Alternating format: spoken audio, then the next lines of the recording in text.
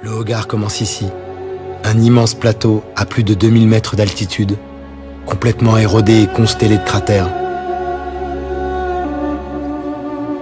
Toute l'histoire de la Terre est là. Des centaines de volcans comme celui d'Atakor ont soulevé un granit vieux de 4 milliards d'années.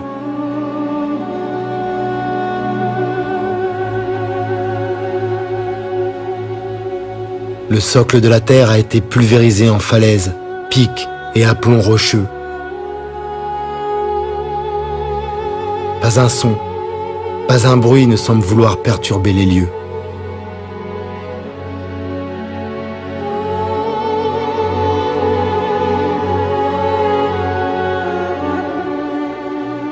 C'est vers la Sécrème que se tournent alors les regards, vers ce plateau devenu mythique qui abrite encore le refuge d'un ermite catholique français, le frère Charles de Foucauld.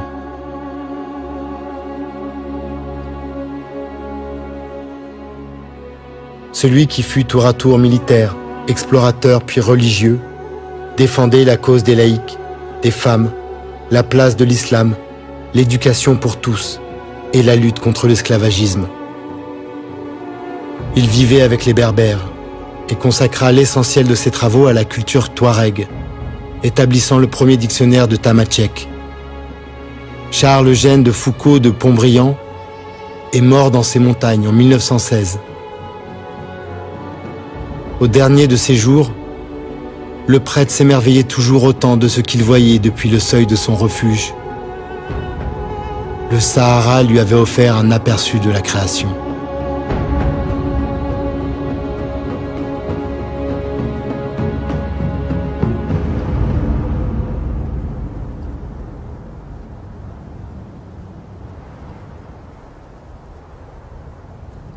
Traverser ce désert est une étrange expérience. La marche est solitaire, mais on n'est pas seul. Chaque pas est un dialogue. On se surprend à éprouver la nature du sable, la texture des roches. On épouse la courbe de la piste, des oueds, la souplesse des acacias. Le désert est un monde secret qui ne parle qu'à ceux qui le foulent. Le chèche est la seule solution contre la morsure du soleil et du vent de sable. Enrouler ce turban est un art. Sa couleur est un code. Le blanc est signe de respect pour ceux qui vont vous offrir l'hospitalité.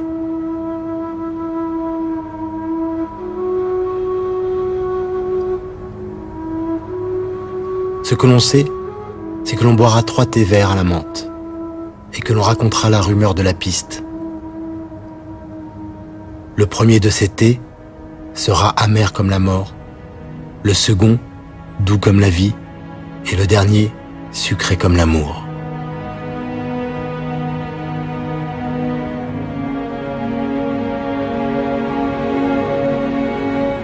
Telle est la certitude des hommes libres qui mettent un pas devant l'autre.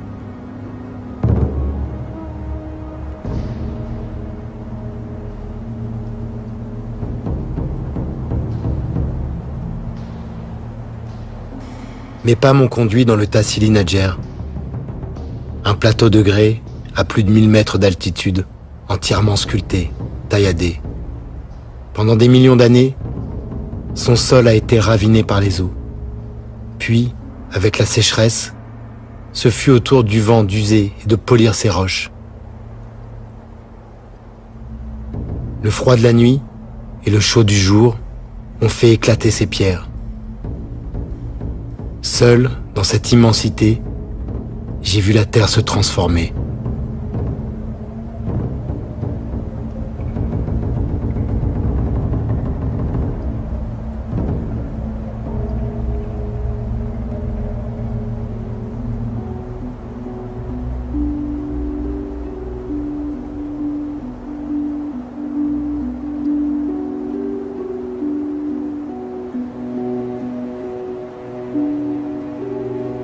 J'ai bu l'eau des Gueltas, pris soin de ne pas boire en même temps que les chèvres.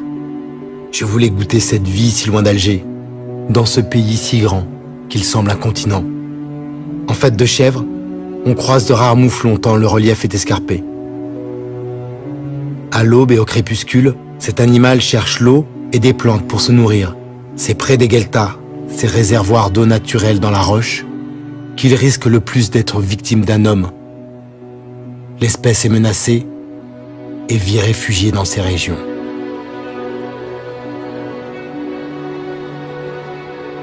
Sur ma route, les seuls humains que je croise sont des morts, des tombeaux qui remontent au néolithique.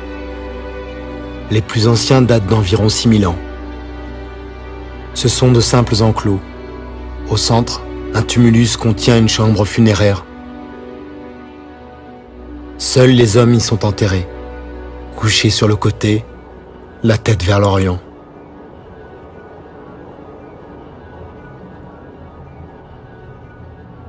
À partir d'ici, je suis entré dans le plus grand musée à ciel ouvert de l'époque néolithique. Il faut venir jusqu'ici pour le croire. Il faut voir la cité de Séphar, la plus grande cité troglodyte au monde. Une ville de pierre, avec ses façades immenses, ses avenues perpendiculaires, ses places, ses rues. Séphar est inscrit au patrimoine mondial de l'humanité depuis 1982. Mais ce n'est pas pour cette extraordinaire création du vent, c'est pour ce qui est caché ici. «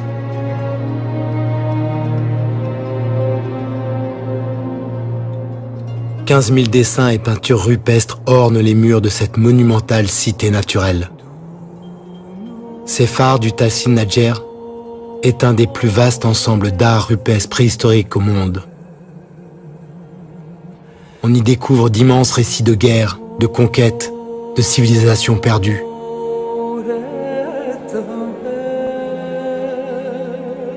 On découvre aussi combien ce désert n'a pas toujours été aride. C'était une savane, un monde peuplé de girafes, de buffles ou de rhinocéros. 15 000 œuvres qui racontent 6 000 ans de changement du climat, de migration de la faune et d'évolution de la vie humaine aux confins du Sahara, comme un grand livre du désert.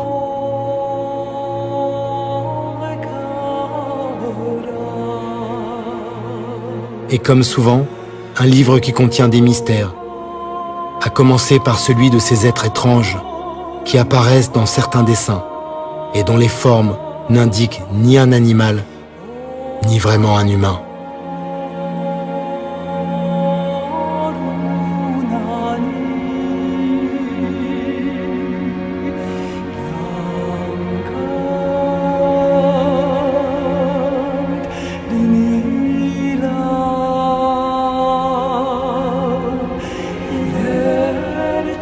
Rares sont les voyageurs qui s'aventurent au-delà de la cité de Séphar. Personne ou presque n'arrive jusqu'ici. Aux confins de l'Algérie, j'ai vu le Tadrart rouge. J'ai contemplé l'infinie beauté du monde pour m'en souvenir à jamais. Puis je me suis agenouillé et j'ai fermé les yeux.